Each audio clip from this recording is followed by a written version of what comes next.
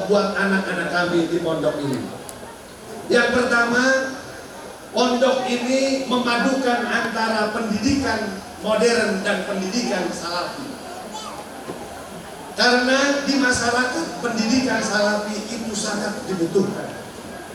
Di dunia-dunia pendidikan, dunia-dunia yang lainnya, pendidikan modern juga sangat dibutuhkan. Maka kami perpadukan dua ini. Sosok Opah Dim atau wakil gubernur ini orang yang memiliki kapasitas itu. Saya mempelajari perjalanan politik beliau. Beliau bermula dari Bupati Kabupaten Pandeglang 2 periode. Kemudian beliau menjadi DPR RI Dapil Lebak Pandeglang. Kemudian beliau diutus oleh partai untuk membesarkan partai di daerah Jakarta Utara. Jakarta Utara itu orang yang mungkin tidak mengenal beliau, tapi beliau bisa menjadi wakil DPR RI dari Dapil Jakarta. Sehingga saat ini beliau jadi wakil gubernur, masyarakat makin cinta dan makin sayang kepada beliau. Ini bisa menjadi contoh buat diri kita bahwa perjalanan hidup harus bisa menyesuaikan. Kita harus bisa fleksibel dimanapun kita berada.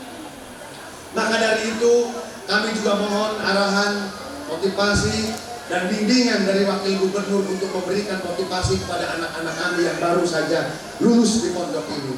Anak-anakku, Anda saat ini akan kami keluarkan dan kamu akan hidup di luar dan akan merasakan bagaimana kehidupan di luar.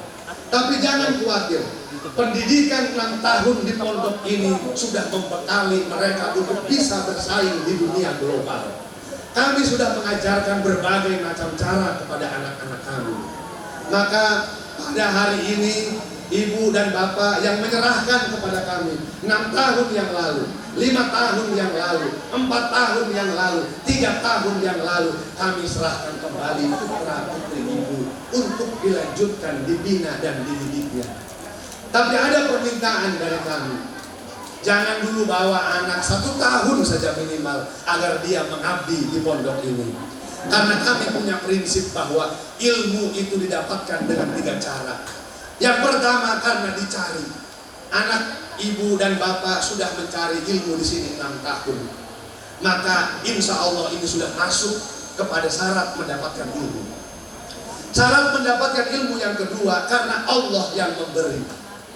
Ilmu itu hak prerogatif Allah, maka Allah lah yang akan memberikan, yang memahamkan.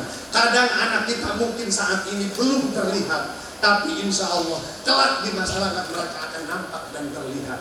Dirasakannya mungkin 10 tahun yang akan datang, 15 tahun yang akan datang. Tidak seperti yang ibu harapkan hari ini untuk jadi, tapi kami punya keyakinan karena ini sudah menuntut ilmu, mencari ilmu, Allah akan memberikan ilmu dan akan memberikan paham itu. Syarat mendapatkan ilmu yang ketiga adalah karena mengajarkan, karena memberikan.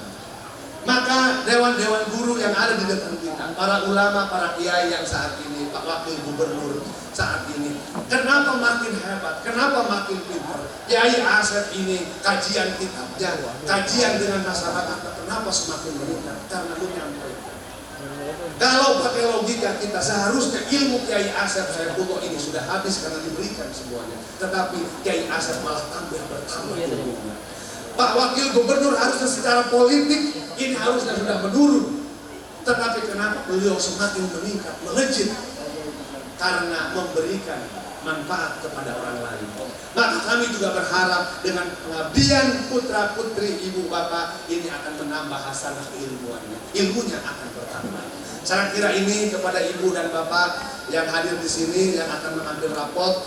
Terima kasih, dan hasil itu bukan segala-galanya, nilai itu bukanlah hal-hal yang segalanya, tetapi yang terpenting adalah bagaimana anak kita bisa mengikuti proses. Hidup itu harus mengikuti proses. Semua yang duduk di depan ini tidak semata-mata menjadi kapolsek, tidak menjadi kepala desa langsung begitu saja, tetapi semuanya mengikuti proses. Dan putra putri ibu sedang mengikuti proses. Terima kasih, mohon maaf atas segala kekurangan. Kami mohon Bapak Wakil Gubernur untuk menyampaikan arahan, motivasi dan nasihat kepada kita semua, khususnya kepada yang di wisuda. Wallahul muwaffiq ila aqwamit thoriq, wa lakum minkum. Wassalamualaikum warahmatullahi wabarakatuh.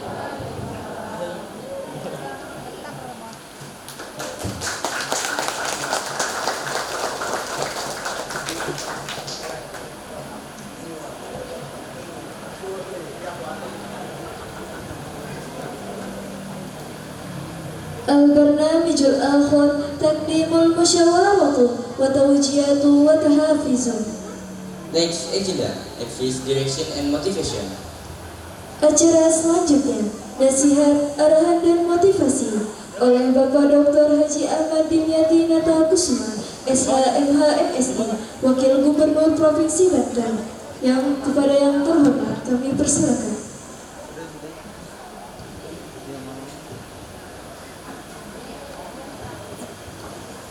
Pantun dulu ya, mau dengar pantun kan? Sekarang kita ada di Ponpes Modern Alkansa. Mana cakepnya? Nah, ulang ya. Sekarang kita ada di Ponpes Modern Alkansa. Dihadiri oleh Wagub Dimyati. Semoga para wisudawan sugih, jasara harja, dan yang paling penting Allah berkati. Kalau sugih kawin itu ya hebat, mudah-mudahan ya. Kita doakan. Yang saya hormati, saya banggakan pimpinan Ponpes Modern Alkansa. Ini Kiai Haji Ade Bujairimi. Saya kan ujungnya, tapi dikenal ini orang. Ini top anak muda yang hebat dulu ya. Sekarang saya senang beliau sudah melahirkan generasi emas ke depan. Ini saya bangga sekali dan pemerintah merasa terbantu. Dan Kiai Ade ini sebelum sudah lama sekali saya mengenal beliau dan beliau sangat aktif sekali, terutama di FSPP dan NU. Yang saya hormati Kiai Haji, tadi ada Kiai Haji Satibi ini. Salam nama beliau, Kiai Haji Oman, Ketua FSPP. Yang saya hormati Ketua PCNU, Kiai Haji Asep Saifullah. Yang saya hormati Kiai Haji Abdul Salam, Kapit Penais.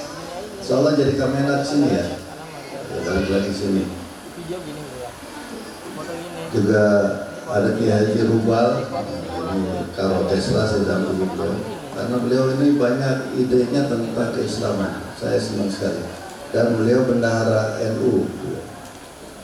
Yang saya hormati Pak Camat, Pak Kapolsek, Pak Jarwo, Jubet kan, Pak Jubet, pensiun berapa ya? Ada di Cilegon tuh ada apa ya? Komando Pasukan Merah gitu ya, Kopassus. Yang saya hormati para wisudawan, wisudawati, para santri, para orang tua wali murid, dan juga para kiai, para kesekuan, tokoh masyarakat, hadirin hadirat rahimakumullah. Assalamualaikum warahmatullahi wabarakatuh. Bismillah, alhamdulillah, wassalatu wassalamu ala sayyidina Muhammad ibn Abdillah wa ala alihi wa sahbihi wa mawala. Syukur alhamdulillah, summa alhamdulillah, selalu kita panjatkan kehadirat Allah Subhanahu wa taala karena kita masih diberikan kesempatan oleh Allah untuk beribadah. Fastabiqul khairat, berlomba-lomba dalam kebajikan. Saya tadi mengalungkan kelulusan kepada para wisudawan yang ditelorkan gitu ya, oleh Pondok Pesantren Modern Al-Khansa. Saudara-saudara, ini adalah perintis anak-anak putra saya, perintis dari Al-Khansa. Mudah-mudahan bisa menjaga nama baik alma mater Al-Khansa. Ini ke bawahnya nanti mencontoh, mencermin dari saudara-saudara sekalian. Mudah-mudahan saudara-saudara sekalian tadi ada cita-citanya, ada yang jadi polisi, ada yang jadi dokter gitu ya, ada yang jadi banyak sekali, dan nilai-nilainya cukup tinggi untuk menjadi akabri, akpol gitu. Itu minimal 80, tapi saudara ternyata nilainya ada yang 80 sekian, ada yang 90 sekian. Ternyata melebihi rata-rata. Ya, sekali lagi apresiasi, tepuk tangan buat saudara-saudara sekalian yang semangat kerjanya tinggi. Dan juga terima kasih kepada KJAD dan pengasuh Pondok Pesantren Al-Khansa, para asatidzah, ustaz-ustazah, di mana saudara-saudara sekalian ini para kiai memberikan dukungan sebetulnya kepada pemerintah. Pemerintah kalau mendirikan pendidikan semuanya nggak sanggup, maka ada ponpes, ada madrasah, ada sekolah-sekolah Islam dan sekolah-sekolah lainnya. Itu adalah membantu memberikan dukungan kepada negara, terutama pemerintah. Harusnya tugas pemerintah itu semua, bagaimana mencerdaskan anak bangsa. Nah, saya bicara tentang moto. Saya lihat dari tadi, saya baca semua, kok ini persis yang dikeluarkan oleh Dibiati gitu. Ini KJAD. Contoh aja moto. Moto itu satu, berbudi tinggi, berbadan sehat, berpengetahuan luas, berpikiran bebas.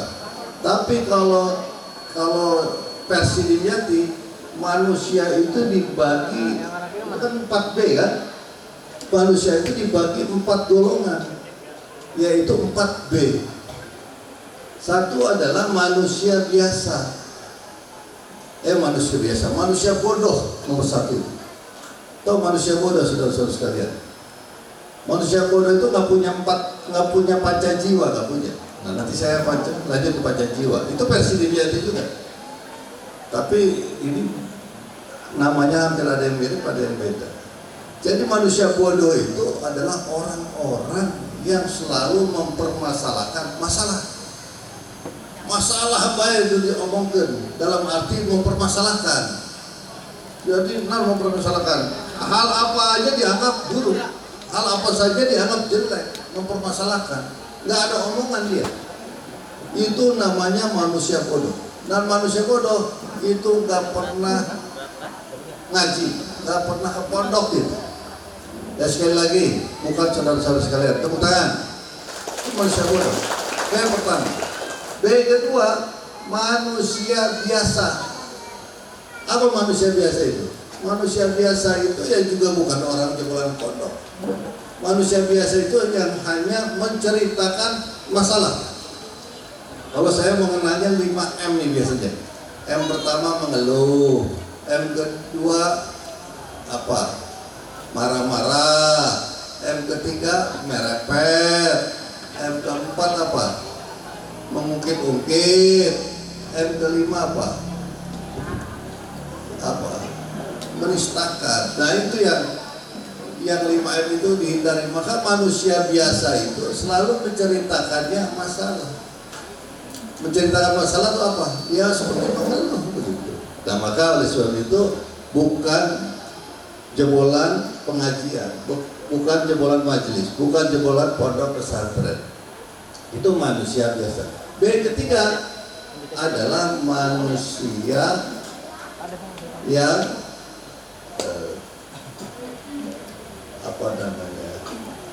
manusia yang bijak. Manusia yang bijak ini manusia yang cerdas. Apa yang dilakukan oleh manusia bijak, manusia cerdas ini? Mencarikan solusi dari masalah. Itu manusia bijak dan cerdas. Berarti orang-orang hebat, orang-orang hebat. Tapi ada B yang terakhir, ini manusia yang paripurna, golongan manusia, yaitu jebolan pondok pesantren. Mudah-mudahan jebolan pondok pesantren modern Al-Khansa. Manusia apa? Manusia yang beriman dan bertakwa.